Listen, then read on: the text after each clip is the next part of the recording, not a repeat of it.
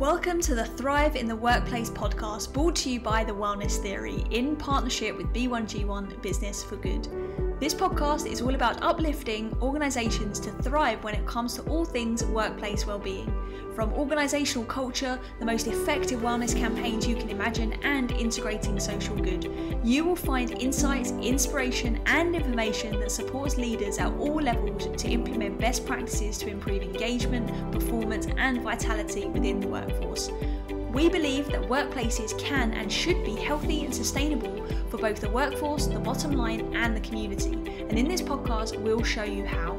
And just so you know, for every listen this podcast gets, we'll be donating to a life-saving project aligned with the UN 2030 global goals. So thank you for being here and continuing the ripple effect. Without further ado, join us to thrive in the workplace and become a force for good in the world. You are in for a treat today with our guest, Andrew Stotter-Brooks. With over 25 years of experience in learning and development as head of L&D for some of the largest organisations in the region, including Adnoc, Etihad and the Shaya Group, Andrew is a passionate and award-winning professional who helps people and organisations achieve their full potential. He is the chief learner at Weird Human, a company that shows the extraordinary in each of us through innovative, enjoyable and impactful learning solutions. Andrew's mission is to help people be brilliant and to make learning fun, engaging and meaningful. So welcome to the show, Andrew, otherwise known as Stottz. I'm so excited to have you here today with us. Charlotte, it's an absolute honour, privilege to be talking to you. So thank you for having me. It's really nice to be here. You're welcome. Listen, I met you obviously earlier this year at an event, and what really struck me is that our first conversation was quite meaningful right from the offset. And obviously we're in a region You're the first person to ever say that to me, Charlotte. So do I get a badge? Do I get a badge if you want? I'm sure we can create a little badge for you, no doubt. I mean, a meaningful conversation badge. Hey. But right from the offset, and this is one of the things I really loved about you and what drew me to you and wanted to bring you on here as a guest, because in a region where most people introduce themselves with their role and their expertise, you were just yourself. And that's what I found really meaningful. And if you actually have the track record to boast about some of the big gigs you've had and what you're up to in the world, right? But it was so refreshing that you just showed up as yourself, which I absolutely loved. So for anybody that doesn't know you, can you share a little bit of a background of kind of who you are and what it is you're up to in the world? Tiny bit of background about me, because I think it's boring for listeners. I started my career at the bottom. I started my career dishwashing, then had the early part of my career was fairly stellar. Managed sort of like very big successful restaurants and hotels, primarily in London. Then moved into sort of more leisure, kind of health and fitness, primarily in the domain of training. Genuinely fell into it. I had no plans of doing it. Kind of quite liked doing it. I thought I had other people told me I had a natural talent for doing it. Then held a number of very senior sort of positions in the learning and development field, with some mega companies around the world, not least of which like Starbucks and Hilton. We did a lot of work with P&O, obviously with companies like H&M, and then obviously moved into aviation. So sort of vice president of learning for a big aviation organization, which most of your listeners will be immediately familiar with. And more recently, I'm on a new adventure with another kind of like, I think it's the sixth biggest company in the world now, which is great. But I'd rather not kind of mention too much about that. But in the meantime, I also have this kind of like badge of sort of weird human. And we talk much of weird human for me is, I think I'm extraordinary, and I believe that Charlotte's extraordinary, and if you're listening to this, you are extraordinary as well. And I think that's the message. It's trying to kind of really shed light on the extraordinary thing that is humanity, and just trying to explore some of the brilliant people. So have a few quite nice conversations. That's a little bit about me. I'm a good juggler, juggle chainsaws, children's entertainer, do a bit of balloon modeling, plate spinning, tiny bit of magic, demon face painter, married, beautiful wife, married for 30 years, and I have two incredible children who are both fully employed, graduated university. So probably too much information, Charlotte. You can cut that out if you want, but anyway, there we go. That's me. Never too much information, because what I love is it's so well-rounded. Like, you've not only been obviously like leading the charge professionally, but also like your family life as well, and you've got the like hobbies, and I know you're juggling hobby was more of a career as well in the beginning, right? So I just love how it's all come together, and here you are, you're sitting here on a podcast all about thriving in the workplace. Like, it just fascinates me how our life experiences bring us to where we are. So on that note, Stottz, real quick, what's life like through your eyes? It's pretty cool, top of the world, really. I think one of the I quite pride myself. This is going to sound a bit negative, but there's definitely I think I polarize people. So I think some people really hate me. I think they're in the minority, but there's definitely the Stottz not likers. I think the majority of people who come into contact with me really like me. I think the people who don't like me don't really understand me, and they are perhaps a bit afraid of being authentic themselves.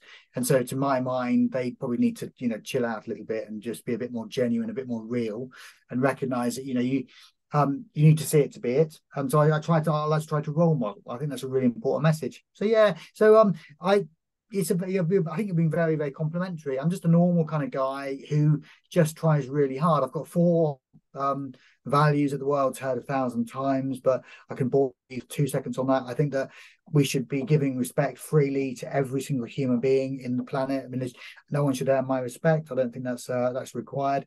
I love and hug and give and care and be kind to any human being who comes, within about 2 or 3 feet of me. A little unsettling at the beginning for some people, but they generally warm to me after that. Hence, maybe our instant connection. I think that's important. So I'm a real big believer in hearing people, and not just hearing them, verbally, but actually hearing them, from a body language point of view, and just really understanding, kind of getting a little bit, kind of understand about who they are. I'm a huge believer in acknowledging, saying good morning, smiling at strangers. I think smiling at strangers is really powerful. And I like to remember people. So I like to try to remember kind of like snippets about people, because that's obviously a great segue into the next conversation, next meeting. So I've got quite a good memory as far as, christening, birthdays, parties, last time we met.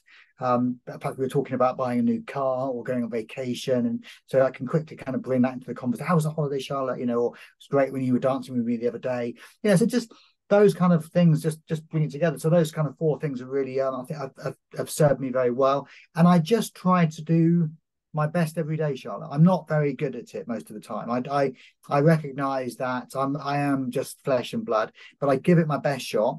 My kind of thought is that I spend, pretty terrifying for anyone listening to this, but I spend about 24 hours. Well, I'm the only human being on the planet who spends 24 hours a day, 7 days a week with me, which is pretty horrifying for some people. Maybe 1 or 2 people in my life are quite happy with that. But I have to choose my own personality. I choose who I am. I want to be authentic. I want to be real. I want to be me. I just don't like the bullshit, really. Sorry to be so negative. I don't like people who just like faking. Let's just be us. Let's just be genuine human beings who care. I see myself as really kind. However that's interpreted, that's up to you. But I'm giving you my love and my respect for free. And you've already just shared so much value. We can literally just hit stop on this podcast right now, and listeners go and replay that, because there's so many gems in there. Because I think the way you live is so authentic. You're human at the end of the day. Nothing's going to be perfect. You said like life through your eyes is pretty cool, but not every day is going to be sunshines and rainbows, right? As much as you're this upbeat, very charismatic person, I can imagine you face challenges like the rest of us. Oh, I'm a massive depressant. I get super depressed, but I realize I have a choice. I think that's so I have a very well. I think I do have a perfect life as far as my career and my family. My health, all that kind of is amazing. I'm really lucky. I think I have a lot of privilege. I'm a white heterosexual bloke. I'm middle-aged, middle class. I think, and I kind of really recognize that in myself as well. I think sometimes some of the people I work with from different backgrounds perhaps have they're perhaps starting their race, they're sort of the human race a little bit behind where I am. That's just I can't really I can apologize for it, but it's just the reality of it. I was well brought up by beautiful parents in a beautiful country, in a safe environment on the beach, so therefore that helps. But I recognize that some people didn't have those advantages in life, and you kind of play the deck you're given, really. So yeah, but it's nice. I'd like to. I'm definitely not. I'm human, so I have bad days. I mean, I've had a mixed sort of day today, but I've kind of thrown my usual kind of strategy at it. And my usual strategy wins, if I'm honest. So yeah, so it's been quite. So actually, in the end, I feel I've won today. When in balance, when I kind of like put my little head on my pillow tonight, I will ask myself the same question. The same question I ask myself every night, and I have done for probably 30 years. Was did you give it your best shot? And 99.999% of the time I go, I did give it my best shot. And are you absolutely knackered? Absolutely, yes, you are. And I feel that whatever happens after I've given it my best shot, if it doesn't go to my favour, then I'm not responsible, because I've just done my best shot. I didn't leave anything on the pitch. So in this meeting, in this conversation, in my relationships, in my presentations, whatever I'm doing, I give it my best. If it's not good enough and I lose the game, then fair enough. But I'm at least not going home and say, I should have tried harder there. I should have been clearer there. Should have done more of this. I live in the moment. I do the best I can. And is that the strategy you use to move you through those kind of maybe turbulent elements of your day? Yeah, I'm a huge recipe follower. So I've got probably about 400 recipes. Sounds mental. So I have about 400 recipes that I use. And pretty much almost every situation I find myself in, I kind of like go, that's where I need to put this recipe into play. And I put that, I sort of play that recipe, and you wouldn't know I'm playing the recipe. But you just I mean, sometimes I get embarrassed because sometimes I get asked, tell me some of the recipes, Stottz. So I then start telling them some of the recipes. And they go, oh, you've done that with me. Oh, you've done that with me. Oh God, yes. Yeah, I remember you doing that to me. And I'm again, and then you go, you're a bit of a fraud, aren't you, really, Stottz? And it's like, I don't think I'm a fraud. I think I know the sort of buttons I can press to get a reaction, and I would play those buttons, and I practice those buttons quite well. So therefore, it becomes easier. Am I a fraud? Not really, but I just feel it's just like anything in life. If you're following a recipe, you probably get a moderately okay outcome. If you don't follow the recipe and you're reckless, you probably will get a bit of a bad cake. Yeah, and that's how you end up creating your life experiences and leaving the world a bit better than you found it, I think, because you're approaching it with self-awareness and intention. And I think those are actually two qualities that are becoming a little bit lost in translation, particularly when we look at workplaces. What's your thoughts on that, given your experience in workplaces? Because as kind of an L&D kind of role, you have a very unique perspective, I think, because you naturally have a growth mindset, otherwise you wouldn't be in learning and development, I would hope, and you get to see the organization from different angles. So what are the recipes or the missing links that some of your recipes might be kind of fulfilling and bringing solutions to? I think first of all, I've been doing lots of interviews this week, interviewing, training managers and training officers and that kind of stuff, which is very fascinating. But quite to the contrary, I always have my development questions. I always ask my what are you looking at? I dress it up in a number of different ways. So Charlotte, if I was to sort of sprinkle my magic development dust onto Charlotte, what would you wish for from a behavior? What kind of behavior would you like to improve? What kind of technical skill would you like? And you'd be surprised. I would say 9 out of 10 look at me going, nah, I'm perfect. And these are learning and development professionals, right? And they go, nah. I was chatting to my boss and lamenting about this a couple of days ago. And she was sort of saying, that's just not good, is it? And I was like, well, I'm glad we were aligned on it. I don't think it is good. But so I think not necessarily everyone has got a growth mindset. A lot of people are quite short-sighted, but I'm going to massively oversimplify something, but it's incredibly complicated. And you've used the word many times, even in our conversation today. The word is experience. So I sort of believe that So I'm going to now go to a massively complicated, but the experience is there because we're having an experience, and I'm going to meet, probably today close to 1,000 people, right? I've had an experience with more than 1,000 people.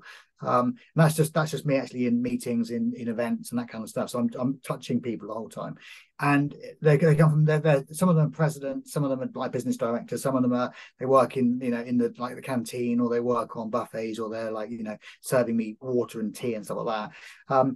They're all treated the same. I don't care if you're president or you're the man who makes the coffee. I mean, you're still getting my love. I think that's important, but it's the experience, right? And it's you're constantly banging into those experiences, and those experiences for me drive our beliefs and what people believe about me, and then ultimately drive the actions. I keep saying you've got to see it to be it, but when I say that, it's like if I like to try and live the behavior myself and demonstrate it, because you can't do that. You can't be like that, Stottz. You just can't do that. Okay, you think you can't, but I'm going to show you can. Yeah. Right, and let's do it. And it's like anything, it's practice, it's learn kind of muscle. And now I'm going to go a little bit more complicated with you. I don't want to lose you, but I love this analogy. So if you imagine I'm not sure if there's any mathematicians watching, but you imagine one single grain of rice. Yep. And you imagine it on the first square of a chessboard. So a chessboard has 64 squares. Yep. And if I took that grain of rice, me, and I then put another grain of rice in the next square with me. So there's two. So in the second square, there's two bits of rice. And then obviously in the third square, there's 4. And in the fourth square, there's 8. And then in the fifth square, there's 16. And then obviously there's 32. Oh, I can feel people sleeping. So if we get to the 64th square, how much rice would there be on the 64th square? Oh my gosh, you put me on the spot for quick maths now. Well, let me give you a bit of it's an impossible number. It's an impossible number because that much rice has never in the history of humanity been grown. It's trillions and trillions and trillions. And that is the experiences, right? So that's how you basically build your kind of credibility and your trust with people. You're constantly, I meet Charlotte, and then I have a great experience with Charlotte, and then I meet Faisal, or I meet Mohammed, or I meet Frederick or whatever, and we have an experience. And then I meet Jay and I meet Caroline. But those experiences need to be consistent. So we're constantly building those experiences. And of course, then people go, "Oh gosh, that Stottz is quite a nice guy, isn't he? Oh yeah, he's all right, yeah." And it's just kind of weird. That's how the kind of world turns around. Really, it's probably the number one skill, the ability to connect with other people. And in your view, is that a sign of a good leader? Because there's the good leaders and there's like toxic leaders. What's the difference in your eyes? I think I'm going to go back and say that thing again. I've got to try and stop saying it, but you got to see it to be it. And when I say you got to see it to be it, I mean that what I see a lot, and I've worked in Russia, Japan. I've worked all over Europe, all over Egypt, all over Turkey, all over the US. Obviously extensively in the Middle East. Spent a lot of time working in Australia, New Zealand, Vanuatu, Fiji. I've seen it quite a bit. I've done all right. My travels really working, and I think a lot of leaders I see, they tend to be of the type when they get to a certain position in their career and they then don't believe that the sort of things that we're talking about now are important. So the sort of things where we would connect and we would ask questions and we would make people feel safe and we would respect them and listen to them and acknowledge them become almost like I'm too important to respect people, I'm far too important to acknowledge people. And I think here's the problem with that, Charlotte. The problem for me, it's just my humble opinion, is that if Charlotte is aspiring to be that leader, then Charlotte believes that by ignoring people, disrespectful people, don't care about them, basically not listening to them, not asking questions, that is what is going to make Charlotte successful. So Charlotte then tries to model that behavior. If, on the other hand, the leader is acknowledging and respectful and hearing our people and setting strategy and providing clarity and kind of there and making it feel safe, people to trying their best, and when they fail, we kind of like rework and we kind of like, because we're going to fail. I fail more times than you would want to believe. Those then of course Charlotte's looking at me, I believe anyway, Charlotte looks at me and goes, oh, to be a leader, you need to be respectful, you need to be asking questions, you need to be making it safe for people, you need to be, engaging, you need to be providing clarity. So you kind of, you have to see it to be it. So I think I want to be giving people the role model. I'm crap at it. I try my best. I'm very far. I'm going to have even more haters now after this podcast. But I'm not saying I'm perfect. But all I want to do is just give it my best shot. How can anyone hate that? That's the thing, right? I do truly. Oh, people do hate it. Oh, Charlotte, trust me. People get triggered by the things that they see in other people that perhaps they wish they could be themselves, right? And I think sometimes that could be the case in these scenarios. But to bring it back to your point, for those people that do love you and on board with what you're saying, the haters are going to hate, right? So for you, it sounds like you're really bringing humanity back into the workplace in a way that not only you're modeling it for people, but you're also spreading this message with your Weird Human company as well. So how do people, if they don't have role models that are leading the way, perhaps in the way the future needs it in the workplace, how does somebody become that? How does somebody take charge of that and maybe try and go against the grain and not model that perhaps toxic leader that's living in ego? I think first of all, try and just be who you genuinely are. I mean, we have these. I mean, we see a lot of employees wearing name badges, right? And this has always been a bit of a peculiarity for me. So, I used to call name badges sort of personal, personality storage devices. Because I used to, sort of employee outside of work, inside of work, and outside of work, they're like this really gregarious, fun, happy guy or girl. She's all over it. She's got millions of friends. When she comes to work, she's like a miserable person. Right, so because she puts a name badge on, and I'm thinking she has to live with herself. I mean, she's living with herself when she's working and not working. So just choose who you want to be, but be consistent and try to just. But I think the key word here is definitely consistency. I'll tell you one of my favorite little stories at the moment. Because there's a lady called Joanna. I won this award 3 years ago now, and it doesn't matter. But I won this little award, which was pathetic, but it got a little bit of global recognition. Well, I work in the Middle East, obviously, but so it got a bit of a global recognition, which was quite nice. But what was really fascinating, I suddenly got my LinkedIn was full of people telling me how amazing what I was, which is not true. But they were just oh, Stottz, Stottz. But this one message really interested me, and I was like, Joanna, who's Joanna? So I sort of opened it. Hi, Stottz, how are you? And I said, oh, great, And I sort of, oh, I'm brilliant, Joe. How are you doing? And honestly, don't tell anyone else. Yeah. But I was thinking, no idea who this woman is. But anyway, hi. She goes, oh, I'm amazed you remember me. I was like, oh, yeah, of course. How could I forget Joe? Well, who is she? Anyway, so she goes, oh, I remember when you were 17. I remember you were my manager when you were 17 and a half, 18.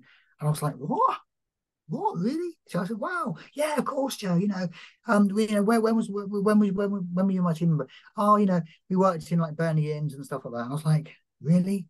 Wow. And she goes, and I said, wow, Joe, can I ask you a personal question? I said, what is it? I said, what are you up to now, Joe? I'm retired and that kind of stuff. I said, okay, that's interesting. What is it, Joe, that's made you remember me for 40 years?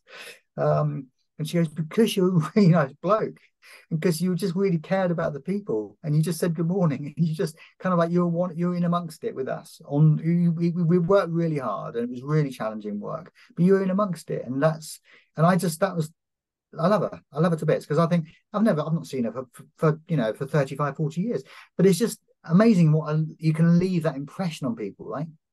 Yeah, it's game over. My life has been a success.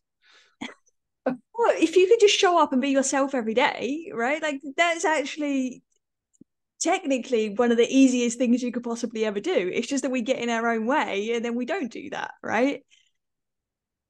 And the older I'm getting, the better I'm getting at doing it as well. So yeah. No holds barred now. You just go for it.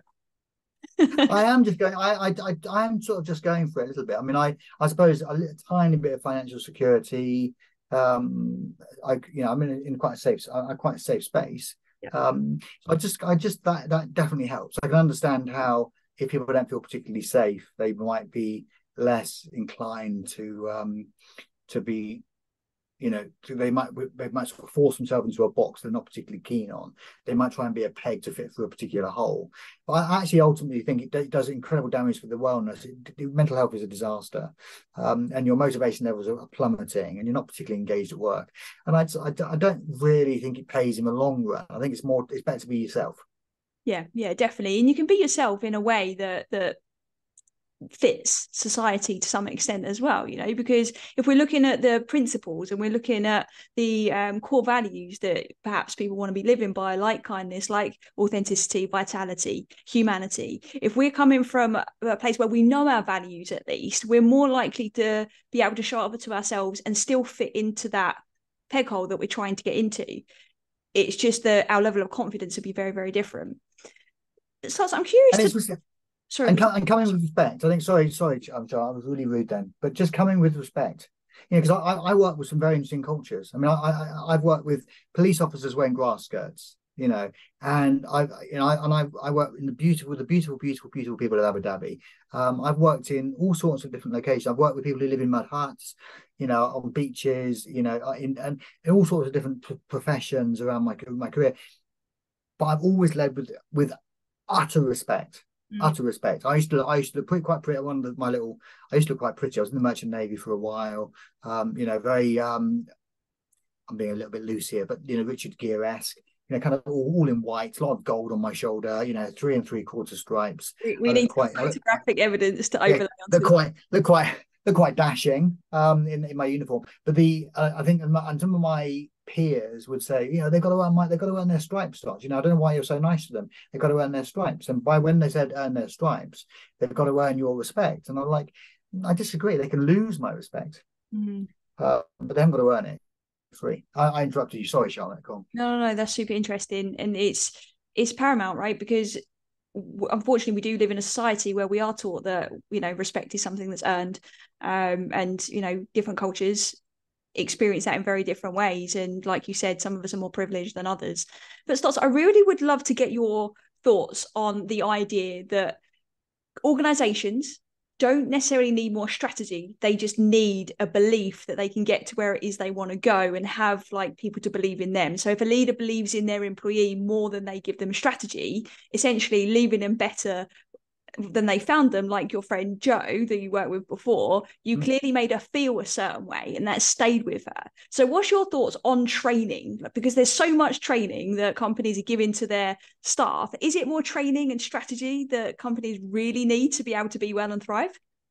No, I think it isn't. I think that's I'm always staggered by how much learning resource is available to everybody. I have 20,000 books on my computer. People are often saying, can you send me this book? Can you send me that book? It's what I do. I'll send it on WhatsApp. I send the book out and people are going, oh, you're amazing. How come you've got those books? And, because over my career, I've kind of collected quite a few books, which is great.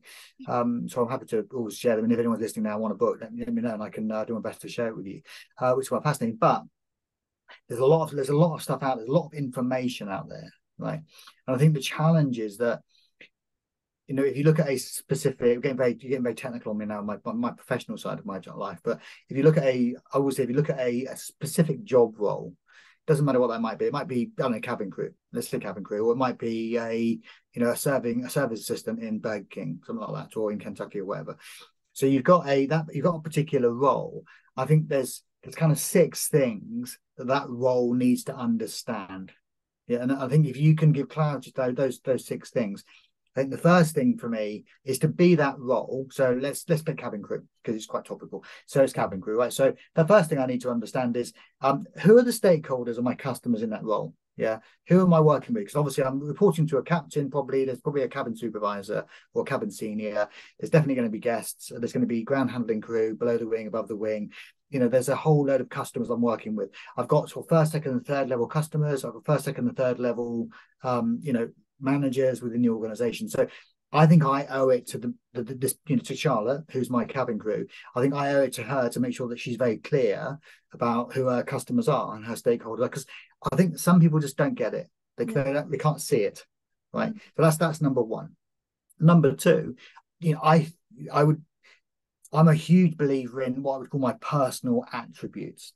So this is where I get a little bit agitated. I am guilty as charged, because it's just very simple. Most things in life are massively complicated, and I try to make it simple. But we often hang a color on someone. We say you're yellow or green or blue or red.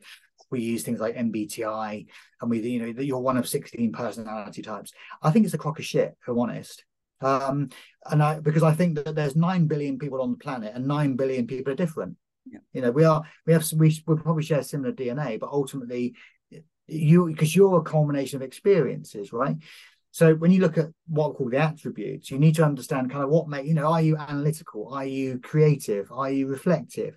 There's some nice attributes out there that are useful. So I would say that in cabin crew, you need certain attributes to be cabin crew, right? So number one is you need to know your customers and stakeholders and how you fit within the organization. Number two is, what types of gifted, this is what natural gifts that Charlotte has, not trained gifts, and natural abilities that she has that would make her perhaps make her a good member of cabin crew. So that's number two. Number three, there's probably some behaviors that I'd expect her to be exhibiting. Active listening maybe, or asking questions, or maybe kind of like, present when she's in a situation. She might want to be comfortable, confident asking questions. She might need to be assertive, right? So there's some kind of like some kind of behavioral competencies that I'd like her to have. So I've got, the stakeholders, the customers, I've got the attributes, her natural gifts, her talents. I've got some basic behaviors that we can probably train Charlotte in. That's going to be useful. I think there's probably going to be a certain level of experience that Charlotte would need. So I'd like to say, to be a cabin crew, you need to fly so many hours, and this is the training you would have, blah, blah, blah, experience, right? There's probably some technical skill, because you're going to need types of plane. Ratings of plane, different doors, different evacuation points, different, procedures, takeoff, landing, serving. So you're probably going to need to have some technical ability, and you're probably going to need to be qualified in cabin crew.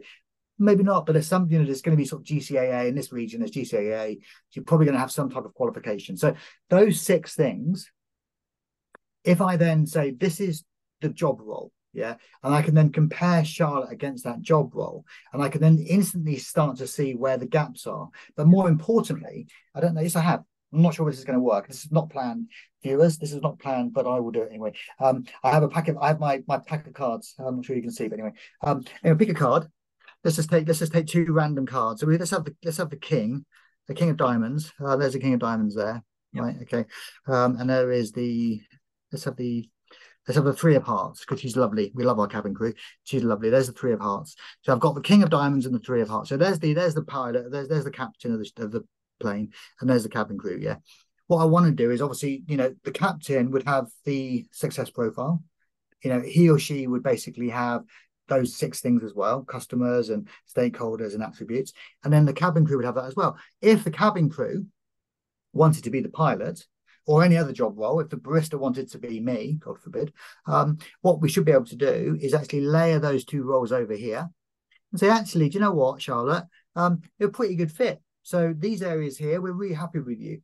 These areas here, we've got, if the pilot wants to be a cabin crew, he's going to probably have to learn these things. If you want to be the captain, you're going to have to learn these things.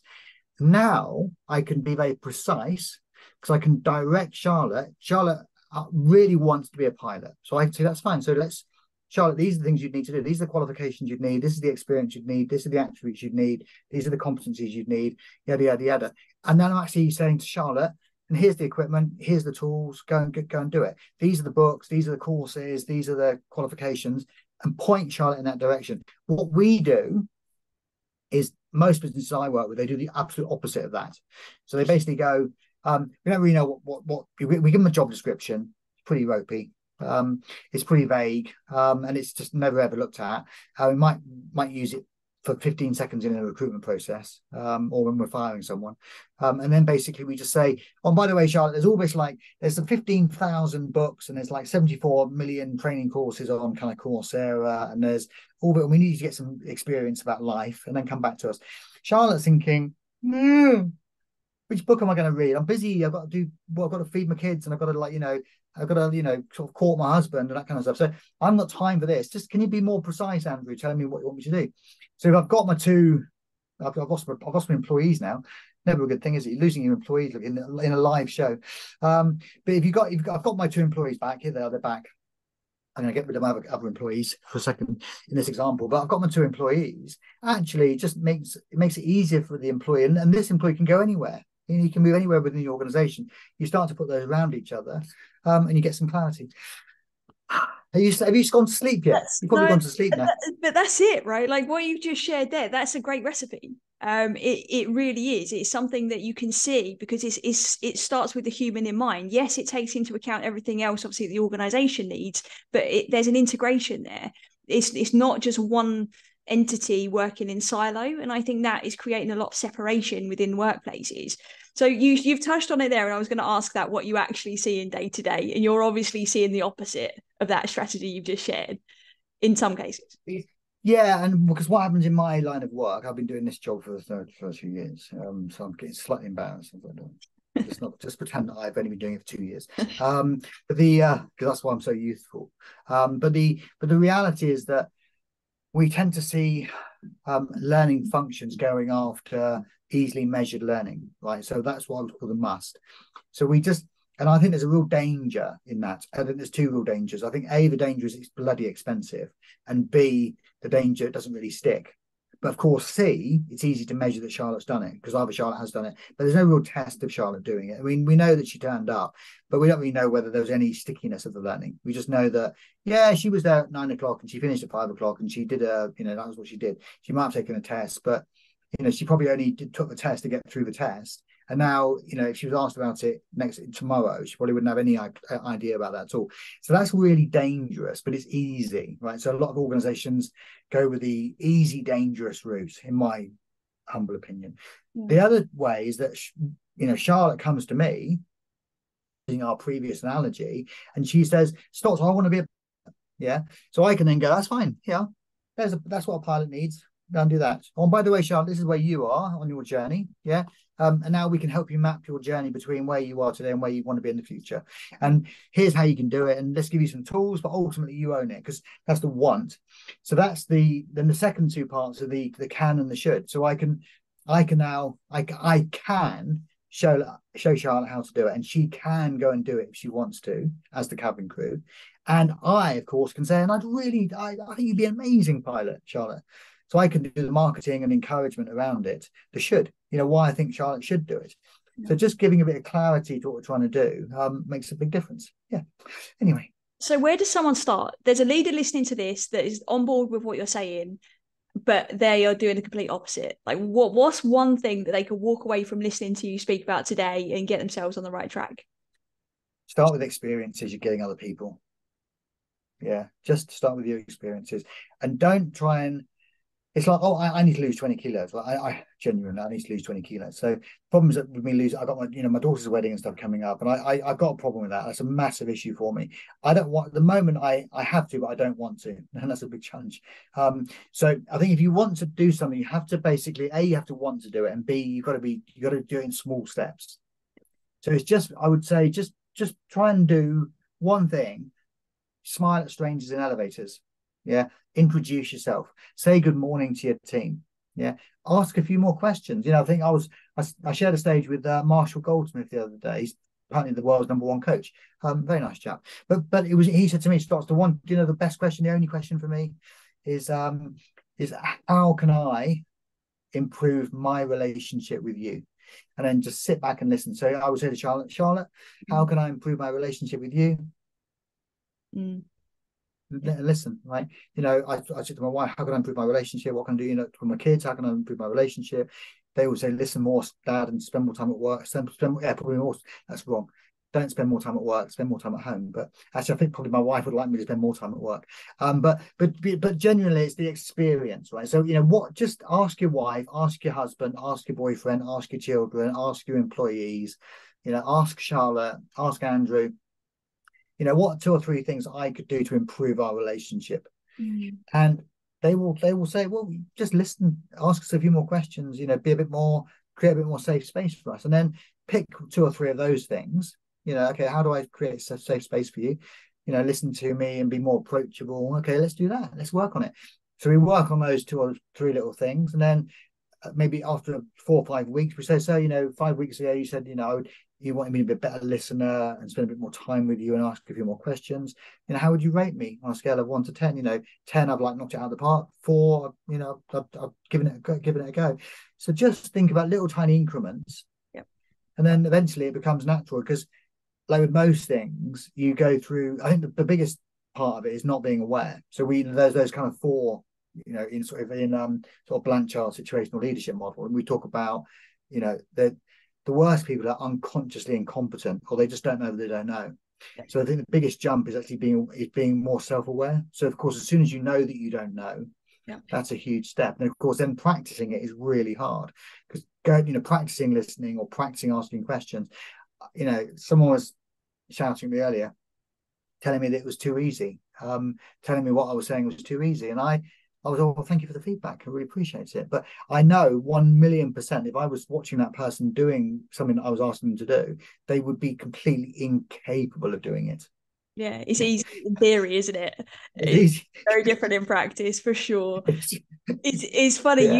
You went at the event, obviously, that I met you at. You got us juggling, and the whole premise of doing that, right, was that you were showing them step by step, but then make it like reminding them perhaps when old habits come into play when they're learning a new lesson. And it really resembles what you've just shared there, right? Is that we actually have to practice it, and we have to follow the steps, because it looks good watching somebody else juggle and people make it look easy, but when they actually try to do it for themselves, it's really tricky. But it's the same with the simple things in life. I think smiling at somebody in the elevator, that sounds like the simplest thing in the world, but if you haven't slept well and you've got a million emails that you're already looking at on your phone on the way to your car, like suddenly, like that's the hardest thing you can possibly do. So it starts with the person and where they're at, right? But also, we have amazing peripheral vision. So everyone thinks that we only see things here, right? So, if your boss, if I'm the boss and I'm walking past, I mean, I might be looking at my computer doing my emails, whatever. And then my boss walks past here. If she doesn't say good morning to me, I mind that, because I've seen her waft into the building, right? So I've got this, I love it. I just go up behind people, grab their chair. I just grab their chair. And I see they're on a conference call, or I see they're in a meeting, or they're busy doing something. I'll just touch the back of their chair, because it's just like, I'm here. I'm here for you. I've got you, And they touch my hand, and they're like, smile, and it's lovely. It's really nice, and it's just that experience of just touching the chair, right? Just it takes about, I did it in my previous life, but walking around the office and just saying good morning to people. It's amazing, because you just learn so much as well. It's all because people are much more willing to come and give you their problems, or share their problems with you, if they feel that you're a human, as opposed to this kind of like, godlike kind of like super leader, which have never been and will never be. But it's interesting. I think some people believe that is what leadership is. It should be kind of godlike and almost like untouchable. And that's who I am. And if you want to be like me, then be isolated and don't mix with people and don't connect, because I'm the master of all I survey. Don't be a dick. Just in my eyes, the hero leaders are the ones that create that sense of human connection. And I think you are being an absolute voice for that in what you do, Stottz. And I really appreciate what you do and coming on the podcast and sharing this. The second part of this podcast title is become a force for good, right? Thrive in the workplace and become a force for good. Because I personally believe that those things go hand in hand. And you've touched on so many ways to be a force for good, but I'm curious to know, what is being a force for good for you in the world? Being able to sleep at night, being able to pass on a little bit. I'm very into this idea at the moment. Maybe it's my age. I'm very much into this. I just feel I have a responsibility to be able to pass the baton to the next generation. That's my force for good. It's like, I'm working with a lot of generation. I've had a couple of generation alphas. I've spoken to them recently. It's been such a liberating experience. I've spoken to a 6-year-old, super talented footballer who was 6. I interviewed her. I was interviewed on TV by a very dynamic 11-year-old, and I'm just acutely aware that they are very curious about me, because they're just like fascinated by me. So I won't go like that old elephant of a bloke. But some of the things that they really desperately want, my 11-year-old friend, she was basically saying, I just really want to talk. I've just kind of become aware of these boy things, around me, and I want to talk to boys, and I want to how do I talk to them? Because it's a bit weird. I can sort of like send them a look, I can do like a smiley face or a thumbs up or whatever. But it's those kind of things. It's for me, it's passing the baton. It's trying to prepare people. I'm not going to be here forever. Just passing the baton to the future generation, and the more people that can kind of get on that bus, the better. I've got two amazing children who are, absolute standard bearers. If you met them, my son is just like is like a mini me, $1 million. He's exactly like that. I mean, he's just amazing. It's just he's an HR manager. He's phenomenal, really connecting with people. When he moves around the office, he's just like watching yourself, But yeah, just passing, I think, being a force for good, passing to the next generation, preparing the best generation to the best of our ability. I feel that we have a great responsibility for that. What a beautiful answer. Beautiful answer. So my last question for you, Stottz, as you know, for every listen this podcast gets, we are also passing the baton in a sense by trying to make the world a better place for generations that come after us by donating to the 2030 Sustainable Global Goals. And you have chosen to support Global Goal 3, which is good health and well-being. Why is this goal so important for you? I tell you why it's important for me, because I think everyone out there everyone's on their own battle. Everyone's fighting their own battle and their own demons. And I am so included in that category. I fight my demons every single day. I fight my depression. I fight my, I can feel myself kind of going into it so often. It's so easy for me to just go into like mope mode and sad mode. And and I think we have to put more light on that. It used to be a girl thing, and we used to think, it was my mother's problem. It was a women's problem. It was never a man problem. But what we're seeing increasingly is just, male suicide. I'm getting all dark on you now, but male suicide rates. The failure. We are failing young men. I believe we're failing young men because we're not really addressing some of the emotional issues, not really addressing some of the connectivity issues. And so we've got this kind of like, this generation of very disengaged, disenchanted men becoming kind of women haters, really, because they just can't get so I don't know how honest I can be, but they can't get laid. They can't get sex, right? So they hate women. What they don't realize is it's actually themselves that's the problem. And so they really want to. We have to be able to help people with their mental health. So the more that you are talking about it, and my very good friend Scott Armstrong's talking about it, and maybe I talk about it, and people go, "Oh God, Andrews talks about mental health and depression and feeling worried about life and stuff." Then maybe if Andrew's doing it, because oh my God, I think Andrew's like kind of rocking it and seems to have his shit together. Yeah. Actually, maybe it's okay to talk about it. So I think that's an important point. So the more that we can kind of promote that, the better it becomes. Sorry for that rant. I do apologise. It's a well-intended rant, and it's so true. And we've had Scott Armstrong on the show, and we've also had Dr. Robert Chandler on the show as well, who was from Lighthouse Arabia, has shared some really, really great ways as well that we can start to move forwards in a healthier and happier way. And for our listeners as well, we do have a second podcast called Stress Relief in Your Pocket, where we do interview and we share strategies for both men and for women that are experiencing the more lows of life than perhaps some of the highs. So you're more than welcome to tune into that. And Stottz, thank you so much for sharing that as well, because I think sometimes it's so easy to see the glitz and the glam, and not always so easy to see, some of those darker moments that I think everybody experiences. So perhaps one day at some point we'll get you back on the show just dedicated to speak about that. I'm absolutely your servant, Charlotte. Thank you so much for having me on. I mean, if you're listening to me, thank you for listening. Genuinely, if I can be of any service to anyone, if you just want to ask a question or you want someone to listen to you, then just give me a call, send me a WhatsApp. You'll find me incredibly responsive, because I love you. I really do. I love you, and I think sometimes people get very uncomfortable with that. But hey, we're the same species, for goodness sake. We've got to be looking out for each other, and we wouldn't be. I think the love has made us successful as a species. If we were super selfish and super bullying and super harassing, then we wouldn't have been such a cohesive species. And I think we've basically kind of like almost self-managed into that kind of who we are it's driven by that. I know it's not, probably not even chemistry, but it's not physical, but it exists. That kind of love exists, and just showing a bit of love to your fellow man could solve a lot of problems. 100%. And you are a bundle of love, and our listeners can find you on LinkedIn. We're going to make sure, obviously, the link is in the show notes to this episode as well. So please go follow Stottz, share the love, and go and continue learning from the legends. 2.8 million views last month. I was like, woo. Man, good man. So you've got to get in now and see what the fuss is about. Why would they want to listen to this Muppet? But genuinely, I'd love to connect. So please, anyone who's listening, please feel free to kind of reach out and connect. Today's episode was hosted by myself, Charlotte Stebbing-Mills, the co-founder of The Wellness Theory. If you enjoyed this episode, please do subscribe and share with someone who may benefit, and be part of our mission to help people realise when they're healthy and well, they can be a force for good in the world.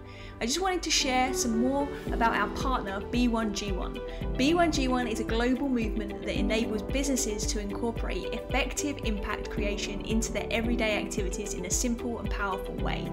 Through B1G1, businesses can choose from a wide range of verified projects around the world and integrate these impacts into their business operations. The core concept of B1G1 is that every business transaction or interaction can be directly linked to making a positive impact in our world, whether it's providing access to clean water, supporting education, planting trees, or addressing social issues. B1G1 enables businesses of all types to make a real difference. To find out more about them, visit their website at b1g1.com. Until next time, be well, mean well, and make a difference that lasts. See you in the next episode.